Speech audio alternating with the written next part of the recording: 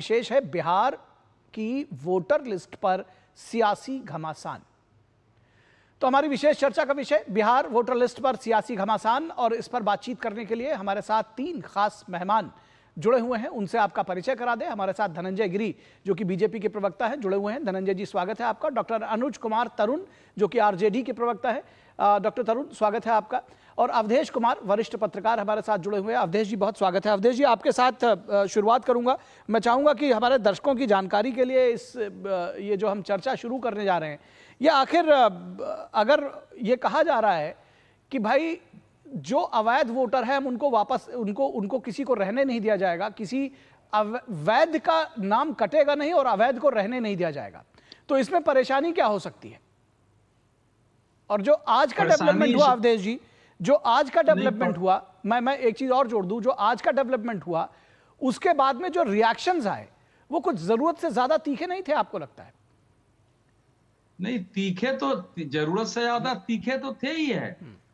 क्या बिहार की पॉलिटिकल पार्टियां या देश की भी पॉलिटिकल पार्टियां ये नहीं जानती हैं कि इस देश में बांग्लादेशी घुसपैठियों की, म्यांमार का तो खैर चूंकि वो बॉर्डर उसका उधर लगता है मणिपुर और बाकी क्षेत्रों से, और वहां से आते रहते हैं, बिहार में घुसपैठ करते हैं, तो वहां के लोगों की, और खासकर उस समय जब राइट्स हुए थे जबरदस्त वहां रोहिंग्याज और उनको लेकर बौद्धिस्टों के बीच राइट हुए थे, तो जिस ढंग से सब भाग कर आए थे, चाहे कुछ बांग्लादेश होके आए, दूसरी जगह से आए थे, तो भारत में आए हैं, तो बिहार में भी गए हैं, दूसरे प्रदेश में गए थे, तो फैक्ट है, इसकी रिपोर्टें आ चुकी है हमारे सामने।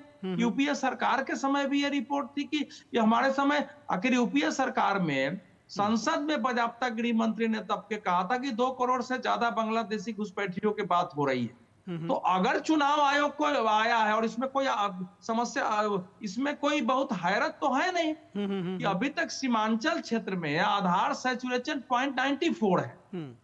94% जो आबादी था नॉर्मल, बिहार में राज्य का औसत जो है आधार कार्ड का वो 94% है। लेकिन वही सीमांचल के 4 जिलों में चले जाइए तो आपको, जैसे किशनगंज है तो किशनगंज में 126%, और यहाँ की मुस्लिम आबादी 68% है। कटिहार में 123% है, अररिया में 123% है, पूर्णिया में 121% है। तो मोटा मोटी 120-21% अगर वहां आधार है 94 से ऊपर, तो ये किनका है, कैसे हुआ है, वो बताता है कैसे किया गया है।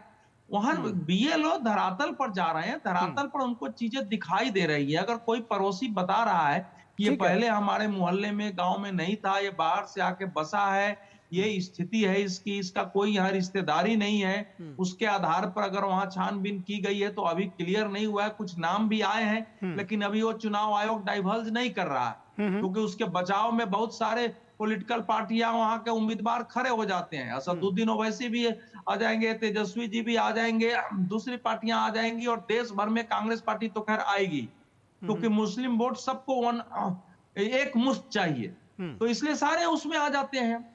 लेकिन यह देश की सुरक्षा का सवाल होता है। और बिहार में आपको बता दूं, और देश के जो नई पीढ़ी है, पुराने लोगों को पता है, जो असम में घुसपैठियों को बाहर करने का आंदोलन जो 80 दशक में शुरू हुआ, बिहार में भी वो था, चारों जिला में जबरदस्त आंदोलन वहां भी हुआ है, वहां भी लोग जेल गए हैं। ऐसी स्थिति नहीं है कि आंदोलन हुआ, लेकिन निकाले तो गए नहीं अभी तक लोग, तो कहां है? तो लेकिन अगर चुनाव आयोग इसमें से, मेरा मानना है कि 100% तो नहीं कर पाएगा, क्योंकि 2-2, 3-3 पीढ़ी हो गए हैं। बहुत सारे घुसपैठी ऐसे आए हैं जिनको वहां सब बना करके लोगों ने चुनाव तक लड़वा दिया है, पंचायतों के, वार्ड के चुनाव लड़ा दिए हैं। कोई भी जाएगा तो पता तो चल ही जाता है। तो आज इतना तो नहीं है, लेकिन अगर कुछ उसमें कमी होती है तो देश की सुरक्षा के हित में होगा, और देश के चुनाव का जो प्यूरिफिकेशन है, जो शुद्धता है, जो शुचिता है, उसको बनाए रखने के हक में होगा। लेकिन चुनाव जीतने के लिए राजनीतिक दल जिस प्रकार के बयान दे रहे हैं, इससे पता चल रहा है कि जो आरोप लगते थे कि यहाँ के नेता घुसपैठियों का वोटर कार्ड बनवाते हैं, घुसपैठियों का उनको वोट चाहिए, उनको सारा संरक्षण देते हैं। ठीक है। और जिस प्रकार से कुछ तंत्र का पता चल रहा है, कैसे मुंबई में तंत्र बना हुआ है, दिल्ली में कार्ड बनाने का, और पश्चिम बंगाल में तो 24 परगना जिला है ही है। ठीक है, चलिए इस बात को आगे बढ़ाते हैं, डॉक्टर तरुण के साथ में। डॉक्टर तरुण, तरुण ये आरोप लगाया जा रहा है कि भाई ये सारी कवायद इसलिए की जा रही है ताकि जो घुसपैठिए हैं, जो मुस्लिम वोटर्स हैं, उनके वोट लिए जा सके, और ये जो क्लिनजिंग हो रही है, जिसको कहना चाहिए कि वोटर लिस्ट से जिनको निकाला जा रहा है, ठीक अवैध को बाहर किया जा रहा है, उसको आप लोग को परेशानी है उससे, और इसी वजह से इस तरह के तीखे स्टेटमेंट्स आ रहे हैं। निखिल जी, मैं एक चीज बता दूं आपको, आप मेरे किसी भी नेता का एक बयान दिखा दीजिए जिन्होंने कहा है कि देश के बाहर से जो लोग आए हैं उनको नागरिकता लिस्ट में शामिल जो हो गए हैं गलती से, उनको रहने दिया जाए। ये कोई कह भी सकता है क्या? नहीं, मैं पूछ रहा हूं आपसे, कहीं कोई स्टेटमेंट है? ये कोई कह सकता है क्या? नहीं कह सकता ना। मेरी बात सुनिए, कहीं कोई स्टेटमेंट है? नहीं है। तो मैं बताता हूं, आपने कहा क्या इनके वोट के सहारे आप जीतने वाले हैं? अरे हम अभी तो चुनाव हमारा आने वाला है, लेकिन 2024 में जो आपने चुनाव हुआ और उसमें जो परिणाम हुए, ये वोटर सारे शामिल थे। बीजेपी सरकार कैसे बना ली केंद्र में? यहाँ 40 के 40 एमपी कैसे जीत गए? 40 एमपी का सबसे पहले उन वोटों को खारिज करिए और वोटर को माइनस करके सरकार गिराइए पहले, सबसे पहली बात। देखिए, हम ये नहीं कह रहे हैं कि जो फर्जी वोटर है उनको नहीं हटाया जाए, हम लोग अभी इस पक्ष में नहीं रहे। इन्होंने सिर्फ मुसलमानों की बात की, क्योंकि इनकी जो मानसिकता है वो सांप्रदायिक मानसिकता है।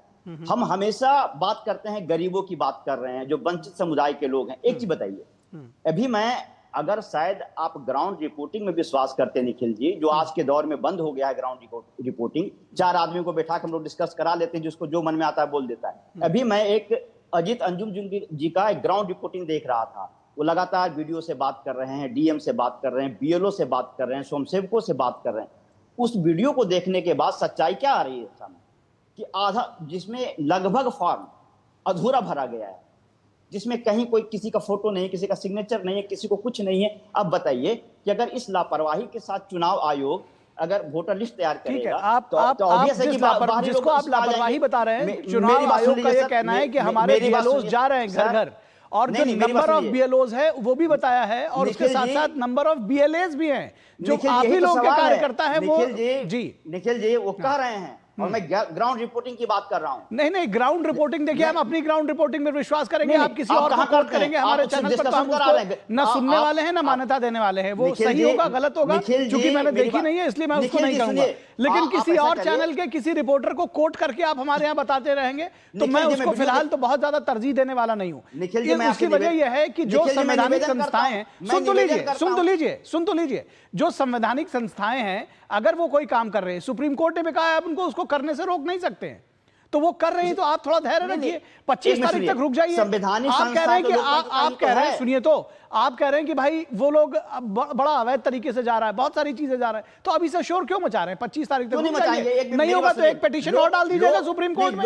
लोकतंत्र में संवैधानिक संस्थाओं पे प्रश्न खड़ा करना क्या गलत है क्या? नहीं, कोई गलत नहीं है, कोई गलत नहीं है, लेकिन कम से कम उनके काम में बाधा खड़ा करना, ये सब सुनिए, तो ये सब कह के उनके काम में बाधा खड़ा करना, उनको बाध्यता देना, ये तो गलत हो गए। मुझे तो आप भी विश्वास मानेंगे मेरी बात? मुझे बोलने दीजिए निखिल जी, मुझे बोलने दीजिए। आप, मैं बोल रहा हूं, बीच में आप बोल रहे हो। नहीं, मैं तो प्रश्न खड़े कर रहा हूं आपके। प्रश्न ऐसे प्रश्न थोड़ी खड़ा होता है। नहीं, आप जो दूसरे लोगों को कोट कर रहे हैं, आप दूसरे लोगों को कोट करके अपनी बात सीधी करना चाह रहे हैं, तो वो तो मैं होने नहीं दूंगा। देखिए, आप हमारी बात करिए, हमारे चैनल की बात करिए। चलिए, मैं सिंपल कर रहा हूं, आपसे निवेदन कर रहा हूं, आप किसी पत्रकार को ग्राउंड रिपोर्टिंग के लिए भेजिए, फिर आपको सच्चाई पता चलेगी। नहीं, हमारे लोग भी ग्राउंड रिपोर्टिंग कर रहे हैं, उन्होंने ये जो आप कहीं और से लेकर आए वो नहीं बता रहे हैं। कहीं नहीं, मैं बता रहा हूं कि हम लोग भी ग्राउंड पे हैं, हम लोग भी जमीन पे हैं। अब बताइए, चुनाव आयोग ने कहा कि 2 फॉर्म दिए जाएंगे, एक फॉर्म है जो कि बीएलओ को वापस किया जाएगा, एक फॉर्म उनको दिया जाएगा। अब बताइए, कहां 2 फॉर्म दिया गया है, कहां पावती रसीद दिया गया है? किसी आप उस प्रक्रिया पर भी सवाल उठा रहे हैं, ठीक है, आपका पॉइंट आ गया। संवैधानिक चीजों पे सवाल करना, आपका पॉइंट आ गया, आपका पॉइंट आ गया तरुण जी। लेकिन मैं ये बताऊं कि जाकी रही भावना जैसी प्रभुरत देखी तिन तैसी। ये अभी मैं धनंजय जी के पास आ रहा हूं। धनंजय जी, ठीक है, आपका पॉइंट आ गया, ठीक है, मैं आ गया। आप अभी सुन लीजिएगा, हाथ कंगन को आरसी क्या, अभी आप सुनिए उनकी बात, जो बात आपने कही। धनंजय जी, आप इनसे कितने सहमत हैं? सीधा सा सवाल यही है। मैं रिपोर्टिंग की बात कर रहा हूं। नहीं, रिपोर्टिंग पे भी बात कर लीजिए, वो भी बताएंगे, वो 4 और लोग को कोट कर देंगे। भाई साहब, आप सुनिए, वो धनंजय जी।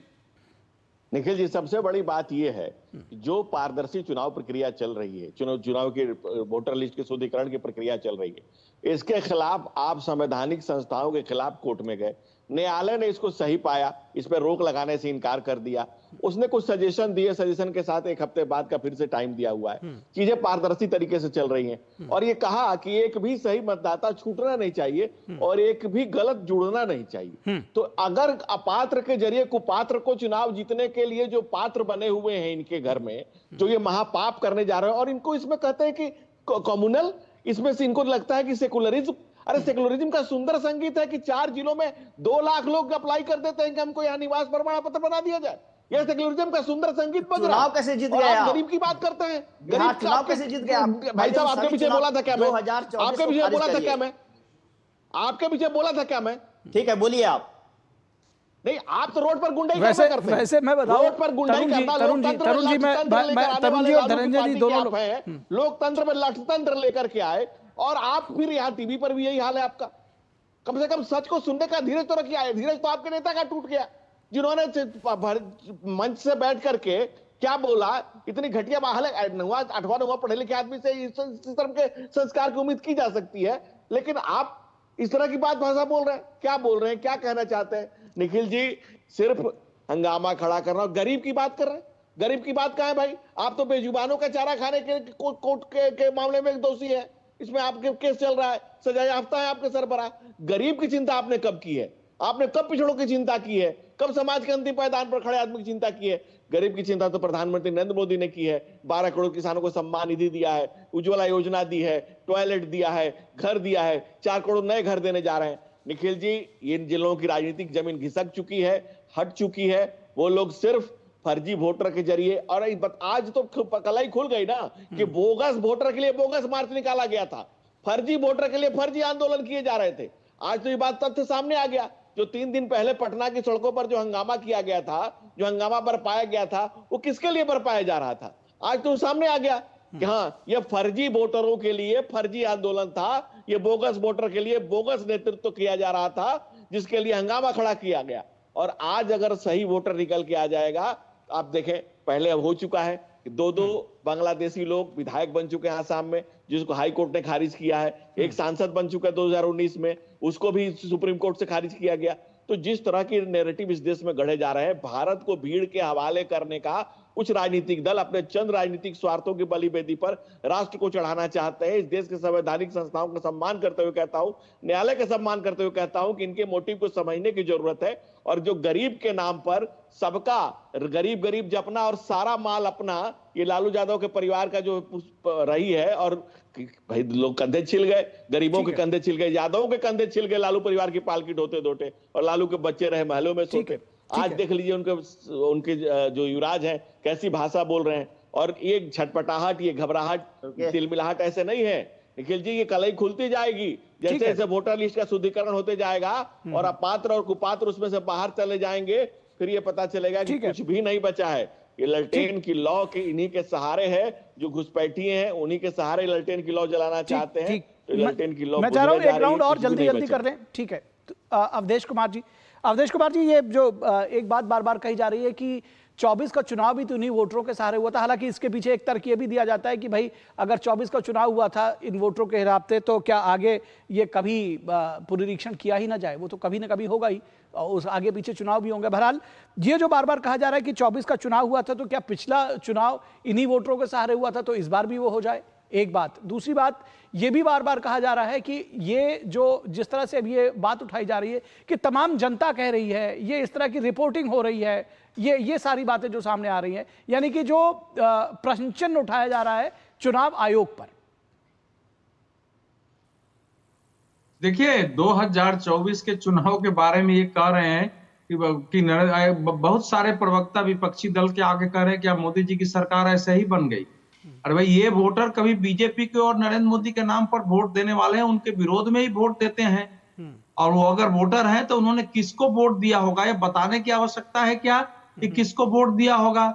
लेकिन वो वोटर अगर वहां है और चुनाव आयोग के सामने आया है, हालांकि चुनाव आयोग विदेशी नागरिकता की जांच नहीं कर सकता है। नागरिकता देना, नागरिकता लेना, ये काम चुनाव आयोग का नहीं है, ये काम तो सरकार का है। तो चुनाव आयोग इसको गृह मंत्रालय को लिखेगा, गृह मंत्रालय उनकी जांच करेगा। लेकिन जिनके बारे में पता चला है उनका नाम अभी मतदाता सूची में नहीं डाला जाए। ठीक है। तो 2024 के चुनाव में तो ये कहा जाएगा ना कि जो विरोधियों को वोट मिला है उसमें इनके वोट शामिल थे। ठीक है, ठीक है, जल्दी जल्दी करेंगे, जवाब ले लेंगे। और वही स्थिति नहीं, वही स्थिति 2020 के विधानसभा चुनाव में था, क्योंकि उस क्षेत्र से जो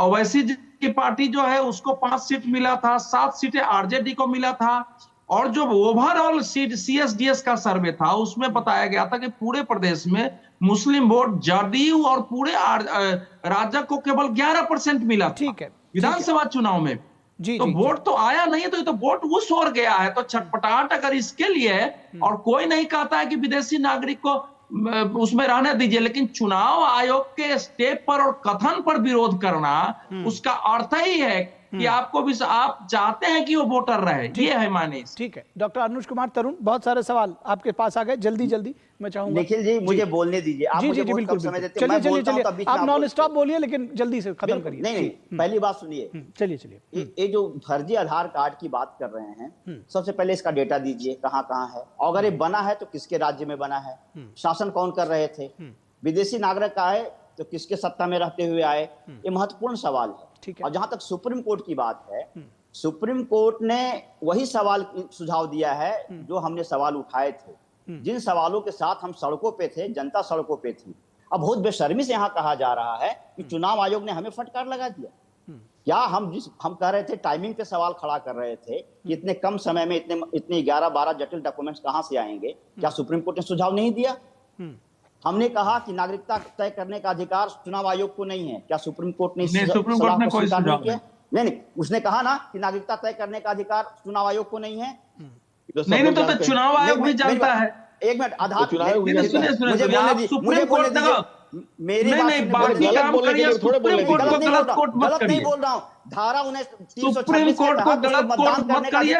सुप्रीम कोर्ट ने कोई निर्णय नहीं दिया है। सुप्रीम कोर्ट ने ऐसा कुछ, आप जो कह रहे हैं, केवल सुझाव दिया था कि आप चाहे तो आधार कार्ड, वोटर आई कार्ड को भी शामिल करना चाहिए। दिक्कत है आपके डिबेट में ही दिक्कत है, मुझे बोलने नहीं देते। अगर ऐसे बोलिए, झूठ बोलने के लिए थोड़ा कौन बोल रहा है? क्या सुप्रीम कोर्ट ने नहीं कहा कि नागरिकता तय करने का अधिकार गृह मंत्रालय को? इसमें झूठ है, ये तो सबको पता है। आपकी मांग तो पता है, इसमें कहने की सुप्रीम कोर्ट ने नहीं कहा।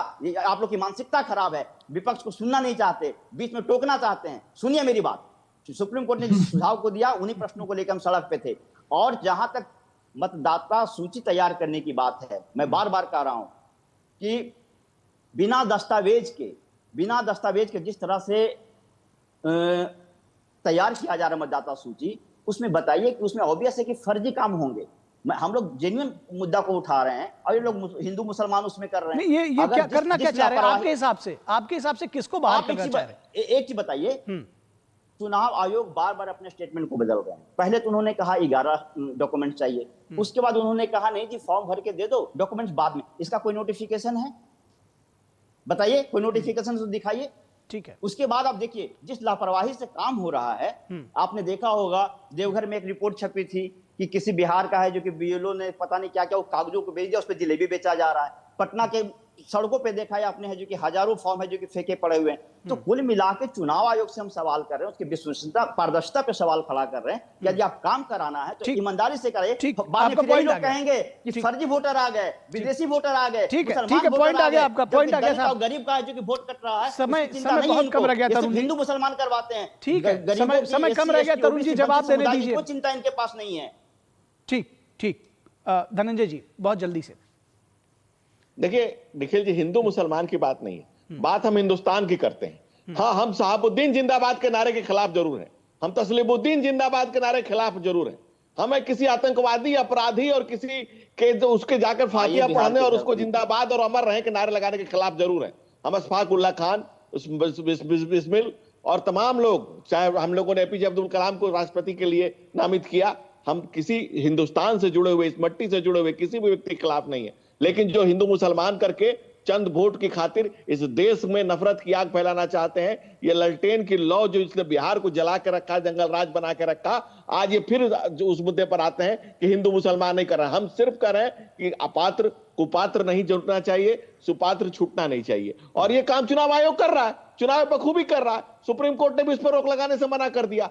अब जब सुप्रीम कोर्ट ने भी रोक लगाने से मना कर दिया तो हताश और निराश जब ये पकड़े जा रहे हैं तो इनकी निराशा अलग आप देख रहे हैं और इनके सरबराह की निराशा आपने अलग देखी, जिन्होंने भरे मंच से जो गंदी बात बोली है। मैं उसको टीवी चैनल पर कोट नहीं करना चाहता क्योंकि मैं उनके उस तो ऐसे संस्कार से नहीं आता हूं कि भाई जब बुलेट जो लोकतंत्र में लटतंत्र लाते हैं, जो बैलेट के ऊपर बुलेट चलाते हैं, जो कहते थे कि हम मैं उसमें से जिन निकालता हूं तो ब्रह्म पिशाच निकालता हूं, जो लोगों ने लोकतंत्र को अपने में लोक लज्जा के लिए भी स्थान नहीं रखा, ऐसे इतना गिरे नीचे ले गए। और दलितों पिछड़ों की बात तो आपके मुंह से ऐसे भी अच्छी नहीं लगती।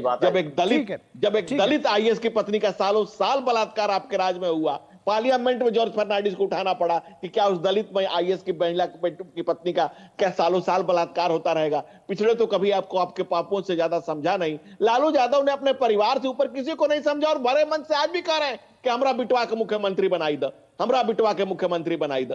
ये लालू जी का सिंपल एजेंडा है और ये लोग उनकी पालकी ढो रहे हैं। लेकिन वो पालकी के बेसिस पर, उनके निजी स्वार्थों की बलिवेदी पर राष्ट्र को होम नहीं किया जा सकता है, राष्ट्र को चढ़ाया नहीं जा सकता है। राष्ट्र फर्जी वोटरों के सहारे, घुसपैठियों के सहारे जो इस सत्ता पाना चाहते हैं, जैसा उदय भाई साहब ने डाटा दिया कि उस तमाम सीमांचलों में आप देख करके देखें तो किसके कैंडिडेट जीते हैं, कौन जीता है और किनके सहारे जीता है, ये भी क्लियर है, ये भी स्पष्ट है। किसी भी घुसपैठिए को, किसी की बाहरी को, किसी भी अवैध को अब बिल्कुल नहीं अलाउ किया जाएगा और करना भी नहीं चाहिए। किसी भी राष्ट्र, किसी भी संप्रभु राष्ट्र में हमारे पास आज चर्चा के लिए बस इतना ही समय है। अवधेश जी आपका, धनंजय जी और डॉक्टर अनुज आपका, सभी का बहुत शुक्रिया हमारे साथ इस चर्चा में जुड़ने के लिए।